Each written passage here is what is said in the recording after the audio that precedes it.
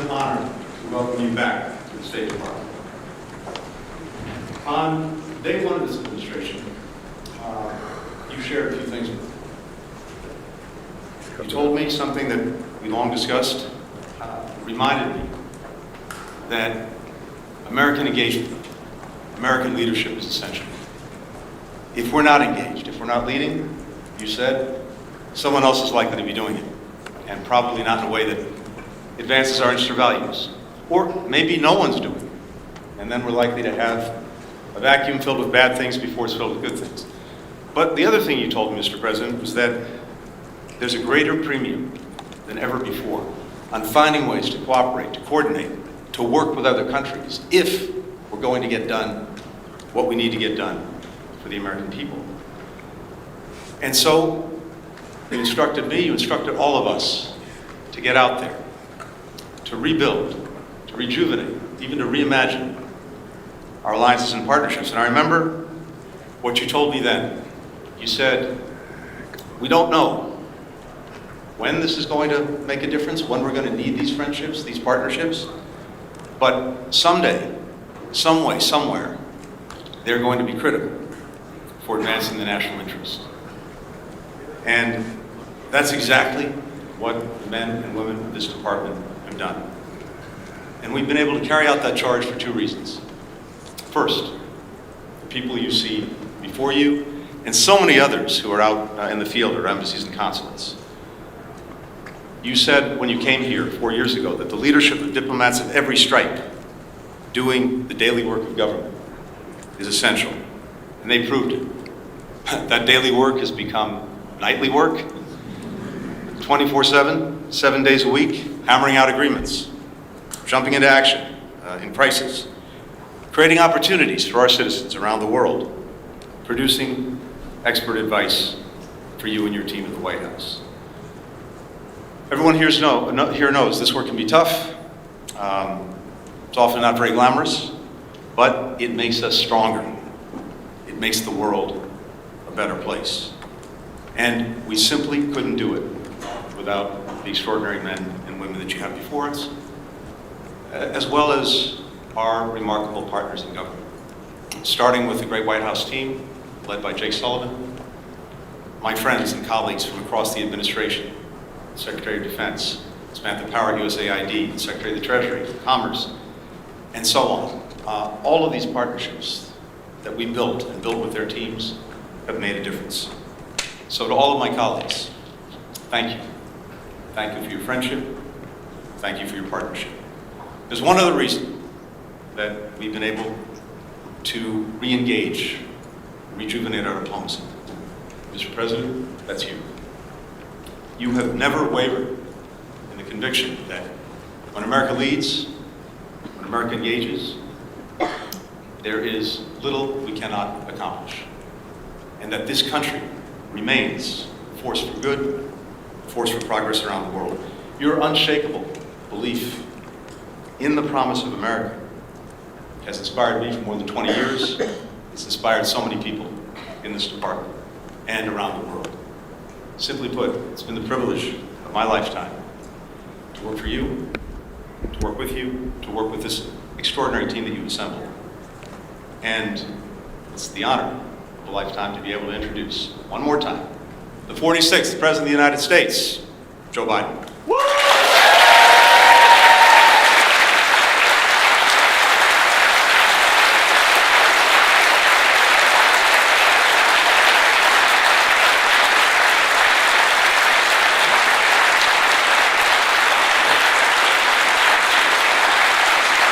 Thank you, thank you, thank you.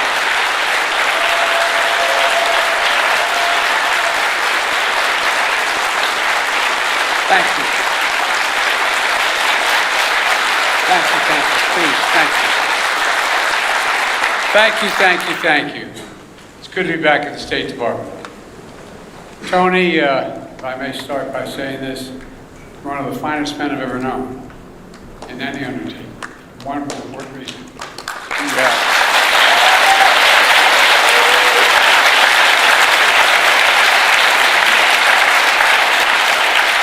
Not only brilliant, you have incredible character. You have character. You have more integrity than almost anybody I know. Thank you for always sticking with me. Appreciate it. Folks,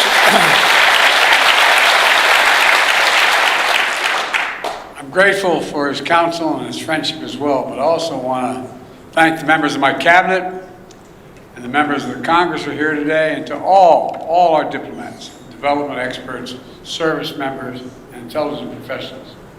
Many of the achievements we're going to discuss today were the result of your hard work, and that's not hyperbole, it's true.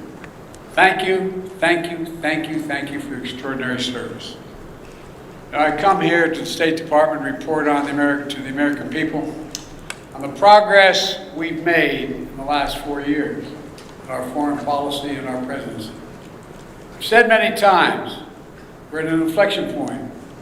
The post-Cold War period is over. A new era has begun. In these 4 years, we faced crises that we've been tested. We've come through those tests stronger, in my view, than we entered those tests. This is a fierce competition underway. The future of the global economy, technology, human values, and so much else. Right now, in my view, thanks to our administration, the United States is winning the worldwide competition. Compared to 4 years ago, America is stronger. Our alliances are stronger. Our adversaries and competitors are weaker. We have not gone to war to make these things happen. During my presidency, I've increased America's power in every dimension. We've increased our diplomatic power, creating more allies than the United States has ever had in the history of our nation. We've increased our military power, making the most significant investments in the defense industrial base in decades. We've increased the technology power, taking the lead in artificial intelligence and other technologies of the future. And we've increased the economic power, building the most dynamic economy in the world, from the bottom up and the middle out, not the top down. In short, Kamala and I took office, our nation had become stronger at home, or stronger in the world. And now, America is more capable, and I would argue better prepared than we've been in a long, long time. While our competitors and adversaries are facing stiff headwinds, we have the wind at our back because of all of you. This is what we're heading into. And over the next administration, that's what we're handing into. Today, I want to lay out what we've done, the opportunities we've created for America, and those opportunities going forward. Today, I can report to the American people, our sources of national power are far stronger than we were when we took office. Our economy is booming, although there's more work to do. Our technologies, from artificial intelligence to biotech, quantum, and to advanced semiconductors, are the envy of the world. And we've made the most significant investments in America and the American workers since the New Deal. To rebuild our roads and bridges, our ports and airports, clean water systems, affordable high-speed internet, and so much more. To build American manufacturing, to make advanced semiconductors, which we invented here at home. We made the largest investment in climate and clean energy ever anywhere on Earth in the history of the world. Spurring nearly $500 billion in private sector investment. We've also significantly strengthened the defense industrial base, investing almost $1.3 trillion in procurement, research, and development. In real dollars, that's more than America did in any 4-year period during the Cold War. This is going to ensure that we're fully equipped to fight and win wars, which is also the best way to deter wars in the first place. Today, I can report to the American people, our alliances are stronger than they've been in decades. NATO is more capable than it's ever been, and many more of our allies are paying their fair share. Before I took office, 9 NATO allies were spending 2% of their GDP on defense. Now, 23 are spending 2%. Look at the Indo-Pacific. We've made partnerships stronger and created new partnerships to challenge China's aggressive behavior and to rebalance power in the region. We did it, what few thought was possible, to build the first ever trilateral partnership between the United States, Japan, and South Korea. Then another among the United States, Japan, and the Philippines, drawing closer our Pacific allies to defend our shared security and prosperity.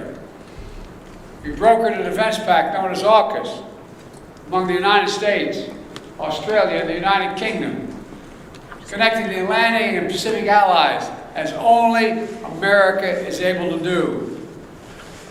I've taken the Quad to the next level. United States, Japan, Australia, and India. When we had that first meeting, I was dumbfounded when they all called and said, "Can we do this at your house?" I think I'm kidding. My wife said, "No problem." It was during the UN meeting, and we thought we were going to do it in New York. They wanted to do it in Delaware. I said, "Why?" So we can help, then people will know we're really friends. Our democracy, with vibrant economies, working closely, security, supply chains, technology, and so much more. In the Red Sea, brought together more than 20 countries to protect civilian ships from attack by the Houthis. Defending freedom of navigation, one of the world's busiest waterways. And we've strengthened partnerships all across the Americas, defending democracy, targeting corruption, addressing migration, increasing prosperity, and protecting Amazon rainforest, which captures billions of tons of carbon from the atmosphere every year. Overall, we've reinvigorated people's faith in the United States as a true partner. Today, I can report to the American people, our adversaries are weaker than were when we came into this job 4 years ago. Just consider Russia. When Putin invaded Ukraine, he thought he'd conquer Kyiv in a matter of days. The truth is, since that war began, I'm the only one that stood in the center of Kyiv, not him. Putin never has. Think about it.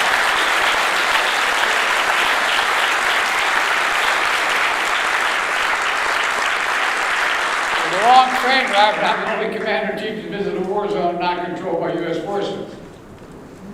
We helped Ukrainians stop Putin.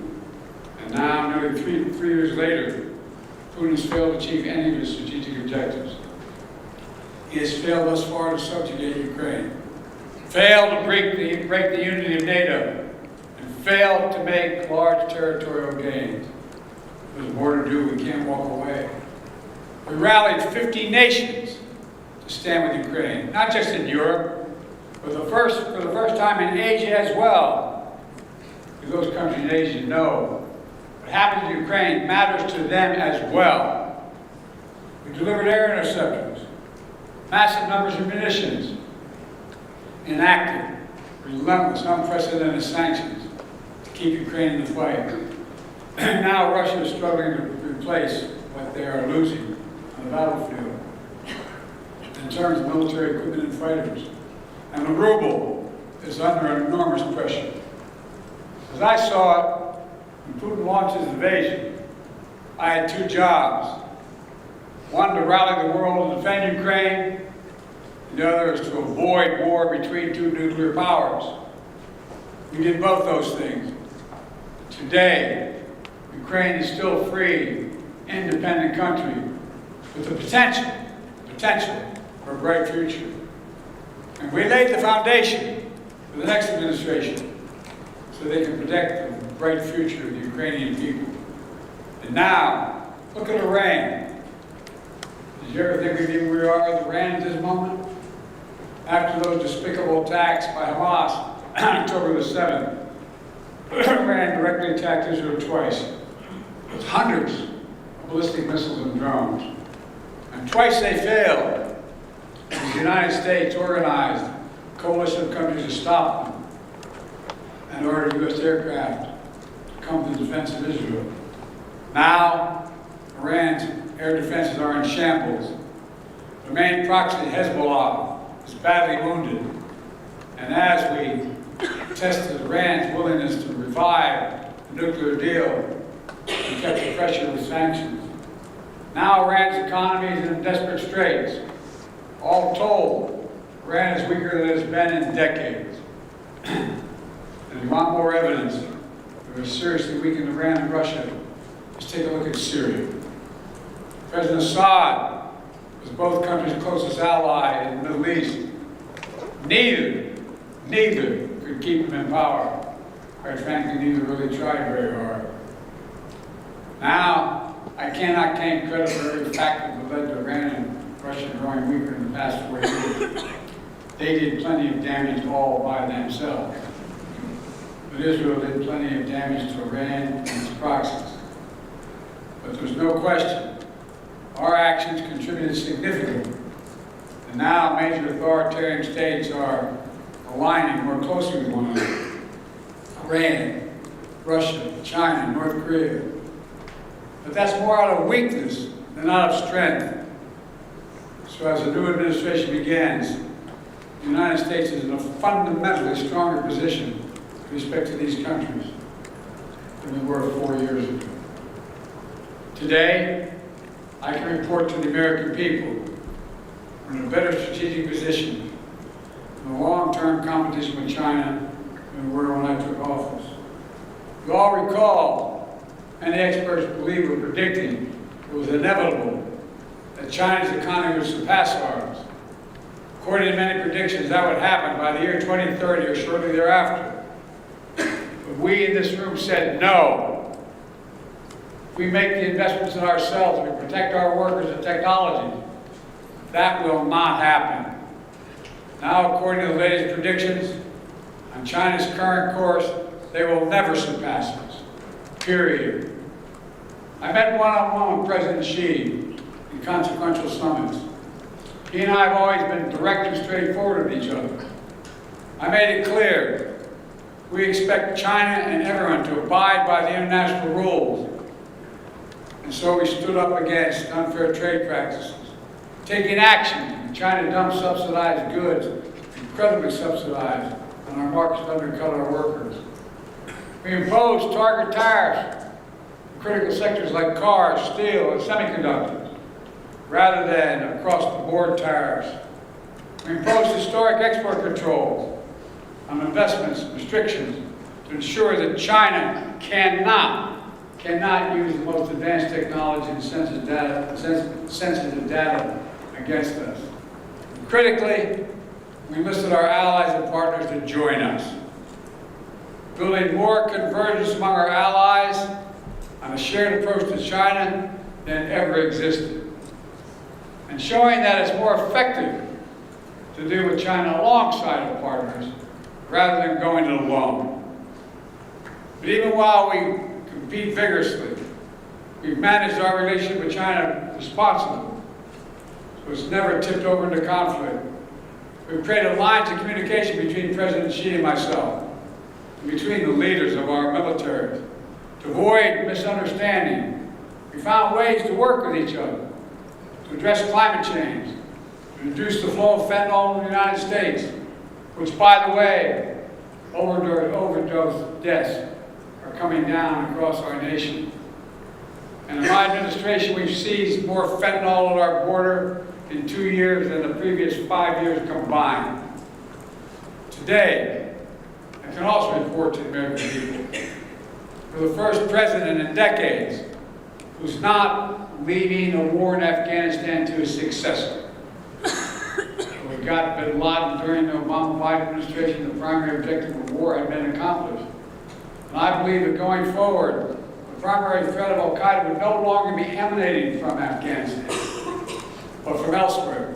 And so, we not need to station a sizable number of American forces in Afghanistan. So when I took office, I had a choice. Ultimately, I saw no reason to keep thousands of servicemen in Afghanistan. I think I have my schedule with me, and I keep on I don't here, don't I? But I keep on the back of my car the actual number of dead and wounded incurred in our longest war, to remind myself. Keep spending hundreds of millions of dollars a day. You're no longer doing that. In my view, it was time to end the war and bring our troops home, and we did. I commend the courage of all those who served in Afghanistan. We We grieve all 2,461 Americans who made the ultimate sacrifice in the longest war in American history. And I grieve those brave service members whose lives were lost during the withdrawal. We also thank those inside and outside of government who have done so much to help thousands of Afghan families resettle in the United States. Remember, critics said if we ended the war, it would damage our alliances and create threats to our homeland from foreign-directed terrorism out of a safe haven in Afghanistan. Neither has occurred. Neither has occurred. And our alliance has stayed strong. We've used our over-the-horizon capabilities to strengthen Afghanistan and elsewhere when we had to. For instance, eliminating Zawahiri, leader of Al-Qaeda, helped orchestrate the September 11th attack. And we did it without putting more American boots on the ground. And by ending the war, we've been able to focus our energy and resources on more urgent challenges. There's nothing, I can tell you from my conversation with both Xi and Putin, nothing our adversaries and competitors, like Russia and China, would have liked more than seeing us to continue to be tied down in Afghanistan for another decade. For all those reasons, ending the war is the right thing to do. And I believe history will reflect that. And from the moment I entered office, I also worked to free as many Americans as possible, being held hostage, wrongfully detained overseas. We brought home more than 75 Americans by the last count. In some cases, it took months, even years of effort, like the prisoner swap with Russia over the past summer. Feat of diplomacy involving many of you and involving multiple countries. We joined complex negotiations at our request. Another example of the power of our alliances. We did not have these relationships, those women and women would likely still be in prison. And finally, I can report to the American people, we restored our leadership in a range of other generational priorities. When I took office, we were no longer part of the International Climate Agreement. We announced on day one that we would join the Paris Accord, rejoin. And we led by example. We've conserved hundreds of millions of acres of land and water, more than any president in American history, making investments in clean energy, and convinced other nations to join us. Thanks to our efforts, the world has reached the goal of investing $100 billion every year in public and private funds to reduce greenhouse emissions, to drive down the cost of clean energy, to help developing nations adapt to climate change. Our administration has launched a transformative initiative to build high-impact infrastructure in developing nations. It's called PGI. You all know that better than anyone. This is our alternative to what China offers with its massive projects across Africa and beyond. But their approach features no workers' rights, no environmental protection, unmanageable debt, shoddy construction, all in exchange for military access to ports and other exploitative purposes. By contrast, we've leveraged $600 billion on leasing the private sector to build an infrastructure in order to grow economies and combat climate change. As an example, I was recently in Angola to see a major project being built with help of American public funding, which brought in even more private investment. We're building the first ever transcontinental railroad across Africa. Will significantly improve the economies of the region. Will help farmers transport crops to new global markets. Transport critical minerals that are needed for electric vehicles and semiconductors. China used to control the supply chains of these materials, but not for long. Now, make no mistake, there are serious challenges the United States must continue to deal with in Ukraine, in the Middle East, in the Indo-Pacific. We must keep the pressure on the Houthis, who are attacking ships in the Red Sea, launching missiles at Israel, and firing at American forces. We must deter North Korea as they rattle their saber and draw closer to Russia. And New challenges will certainly emerge in the months and years ahead. But even so, it's clear. My administration is leading the next administration with a very strong hand to play. And we're leaving them in America with more friends and stronger alliances. These adversaries are weaker and under pressure. In America, that once again is leading, uniting countries, setting the agenda, bringing others together behind our plans and visions. In America, which is no longer war, which has made historic investments in American workers, American energy, many American factories, generating the strongest economy in the world, which is now in a much better position to win the future against any competitor. These wins are not partisan. They're American. They benefit all Americans and reflect America's endless capacity for leadership and reinvention. Look, folks, the United States should take full advantage of our diplomatic and geopolitical opportunities we've created to keep bringing countries together to deal with challenges posed by China. Make sure Putin's war ends in a just and lasting peace for Ukraine. And to capitalize on a new moment for a more stable, integrated Middle East.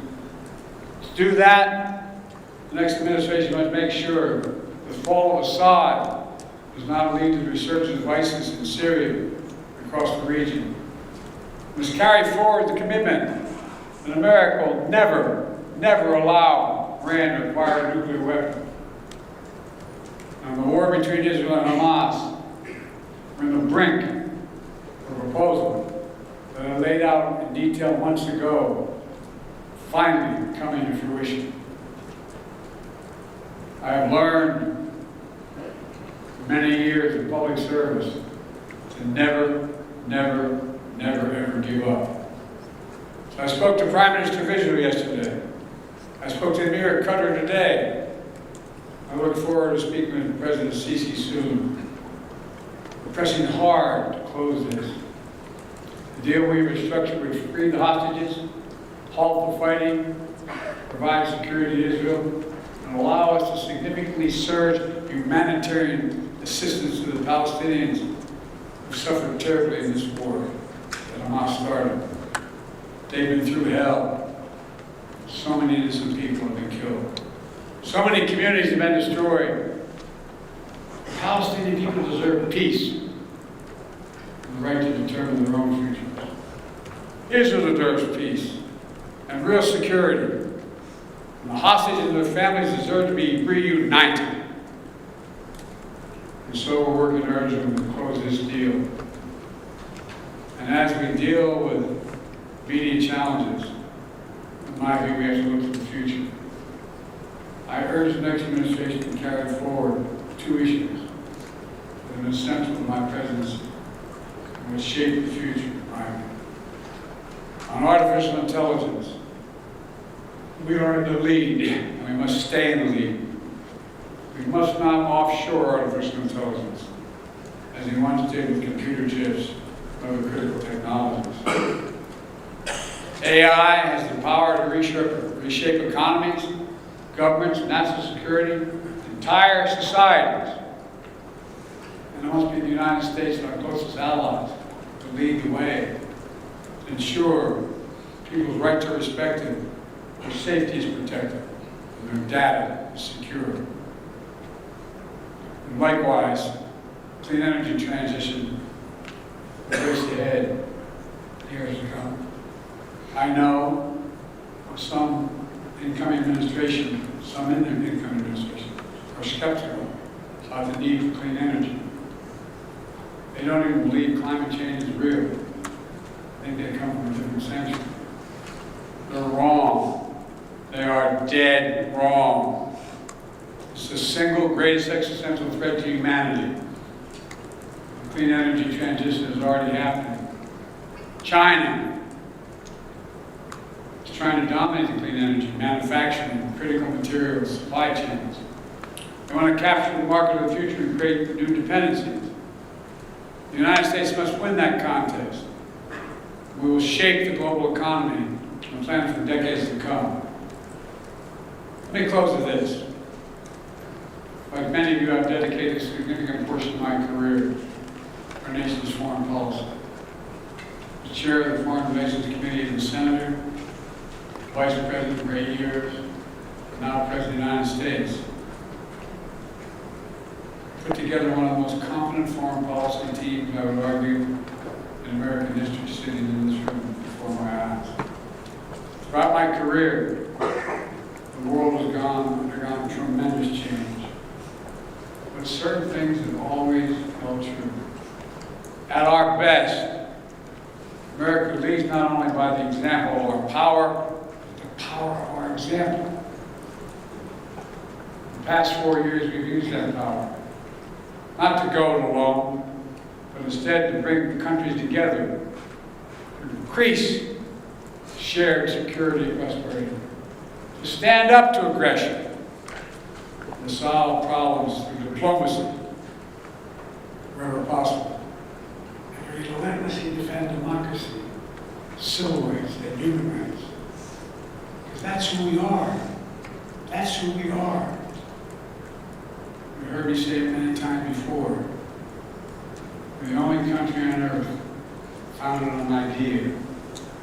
Every other country is founded on geography, religion, ethnicity, or some other unifying factor. But America was built on an idea, literally, not figuratively. That idea was all women are created equal. The idea that has inspired the world for 250 years and counting. Always reaching to do better. Always looking to the future. At our best. Always seeking progress for our people, for people everywhere.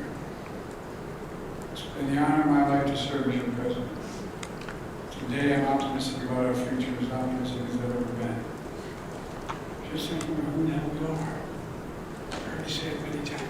We're the United States of America, for God's sake. There is nothing beyond our capacity. We do it together and commit to it. Nothing. So thank you all for all you've done. I hope many of you are going to be staying in the next administration to keep this moving. May God bless you all. May God protect us.